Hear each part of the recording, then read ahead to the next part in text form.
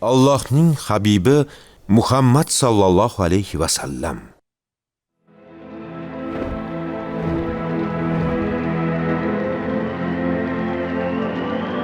Uchinchi fasl 24-qism.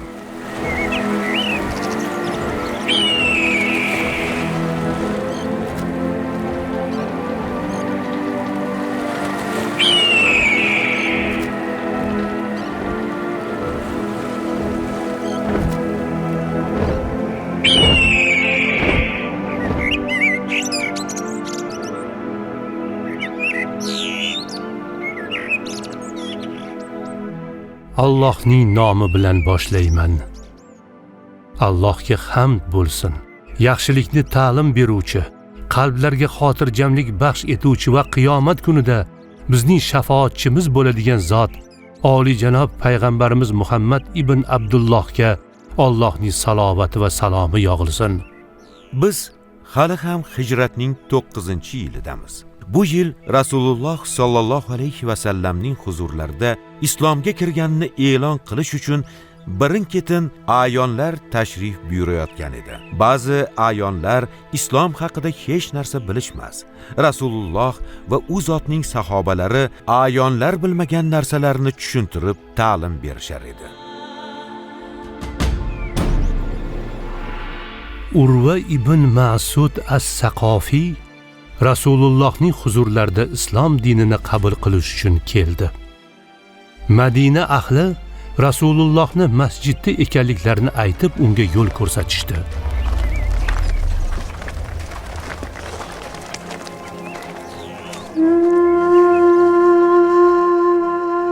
Ey Allohning rasuli, men sizga iymon keltirib, huzuringizda islom dinini qabul qilish uchun Saqif qabilasidan keldim. Urva Rasulullohning huzurlarida shahodat kalimasini aytdi.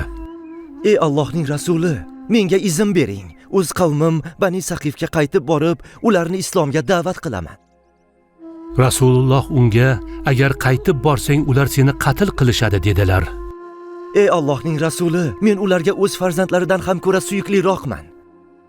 Rasululloh unga qavmiga qaytib borib, islomga da'vat qilishi uchun izn berdilar.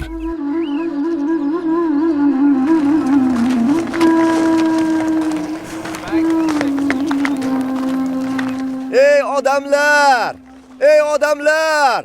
Guvohlik beraman. Allohdan o'zga iloh yo'q. Muhammad Allohning rasulidir. Ey Urva, islom diniga kirdingmi?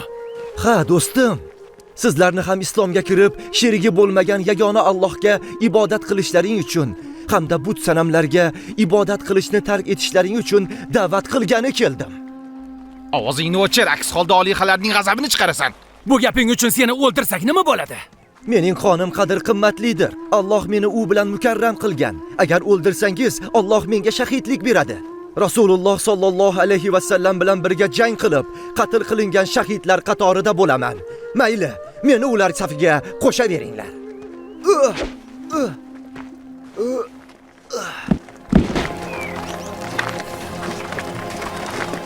Guvohlik beraman, Allohdan o'zga iloh yo'q. Va Muhammad Allohning rasulidir. Bismillahirrohmanirrohim.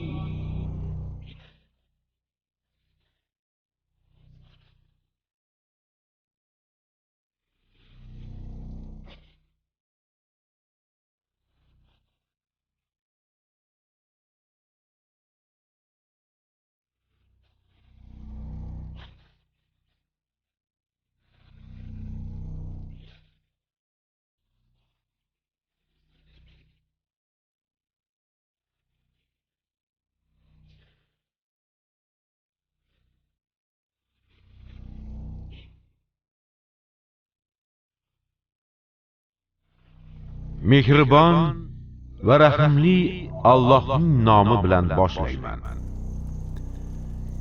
Mo'minlardan Allohga bergan va'dalariga sodiq qolgan kishilar bordir.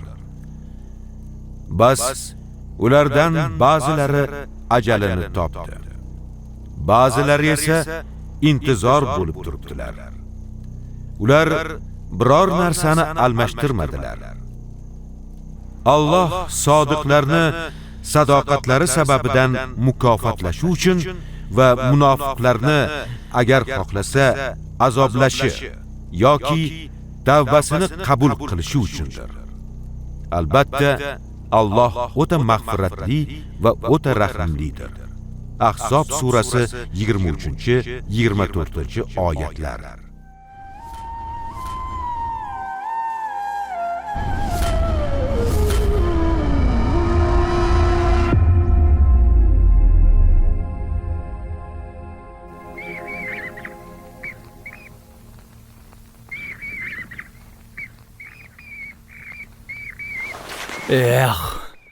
Olihalar haqqi nima ish qilib qo'ydik? Urvani o'ldirdik. U musulmon edi. Ha, endi bu ishimiz Muhammadning g'azabini chiqaradi va bizga qarshi urush qilgani keladi. Bizni esa unga qarshi urushga kuchimiz yetmaydi. Muhammad sahobalari bilan qudratli Rumni mag'lubiyatga uchratdi. Bizning boshimizga ne kuylarni solishi mumkin? Ichimizdan bir guruh odamlarni yuboramiz. Bizga qarshi nima chora ko'rishini bilib olamiz. Rasululloh sallallohu alayhi va sallam Saqif qabilasining islomga kirishini qattiq istayotgan edilar. Shuning uchun Saqif qabilasining ayollari Madina yaqinida ko'rinishi bilan odamlar Rasulullohga ularning tashrifi xushxabarini berish uchun bir-birlari bilan kim'ozarlik qildilar.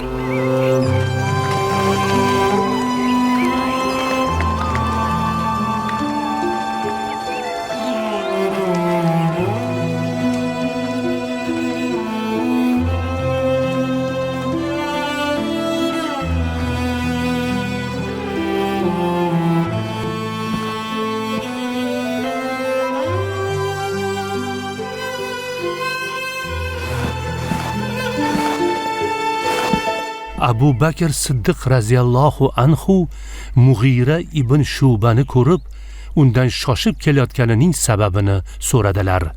Saqifdan bir guruh ayonlar keldi. Bilishimcha Rasululloh ularni bay'atini kutyaptilar. Abu Bakr raziyallohu anhu Mughiraga, sendan iltimos birodarim, Rasulullohga bu xushxabarni yetkazishda mendan o'zib ketma.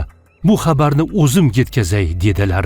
Mayli, siz aytgancha bo'la qolsin ey Abu Bakr.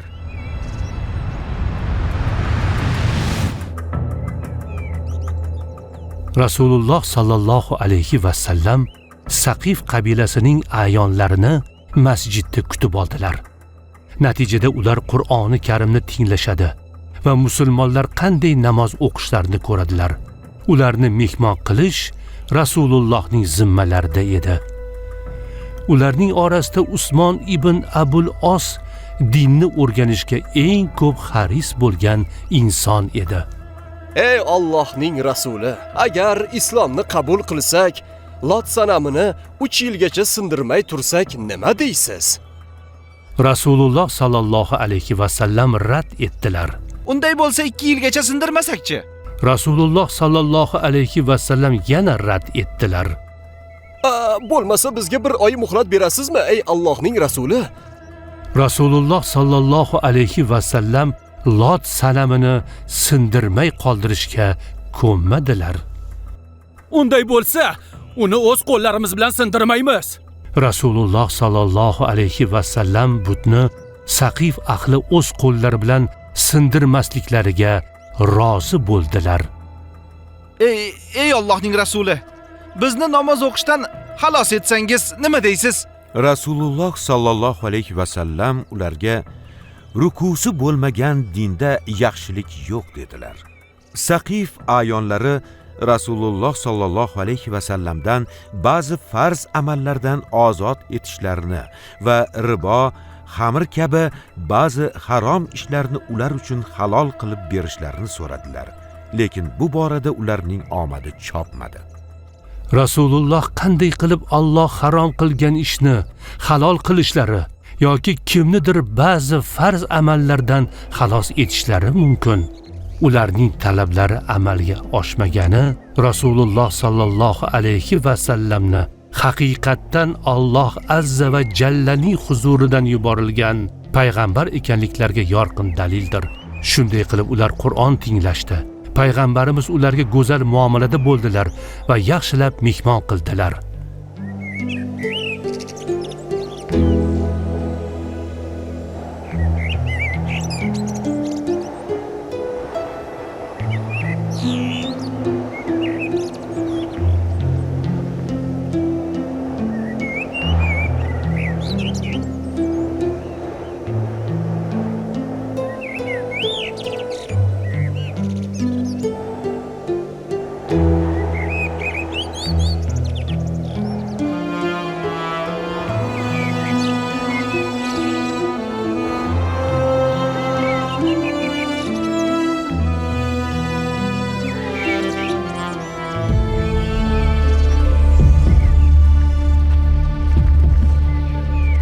Holingizga voy bo'lsin. Nima endi o'z yurtimizga xamir, ribo va boshqa odatlarimizni o'zimizga harom qilgan holda qaytamizmi? Alloh haqqi, Saqif qabilasi xamir ichmaslikka aslo sabr qila olmaydi. Abbos dedi: "Voy odam, agar Alloh sizlarga yaxshilikni iroda qilsa, bu odatlaringga sabr qila olasizlar. Biz ham hammamiz shunday holatda edik. Sabr qildik. Odatlarimizni tark etdik. Allohga qasamki, ilgari qilib yurgan odatlarimiz hozir biz uchun eng yomon ko'rilgan qilmishlardir." Alloh haqqi, men islomni qabul qildim. Allohdan o'zga iloh yo'q va Muhammad Allohning rasuli deb guvohlik berdim. Qani yuringlar, biz ham Rasululloh sallallohu alayhi va sallamga bay'at beraylik.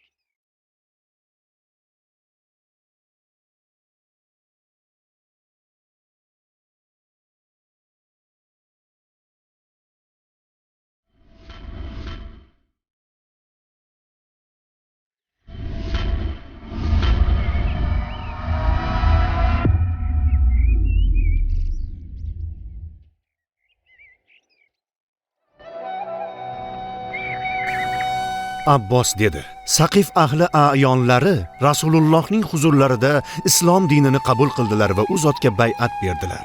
Lekin nima uchun Saqifdan kelgan ayonlar yana ortiga qaytib ketdi, ey birodarim Abbos? Abbos dedi: "Ular Saqif ahli tomonidan yuborilgan ayonlar edi. Endi ular ortlariga qaytib, o'z ahlini islom diniga hikmat va chiroyli mav'iza bilan da'vat qilishlari lozim." Ularning ichida Usmon ibn Abul Os dinni chuqur o'rgandi. U Qur'on ilmiga o'ta muhabbatli edi. Saqif ahlining islomga kirishida Usmon ibn Abul Osning xizmati katta bo'ladi.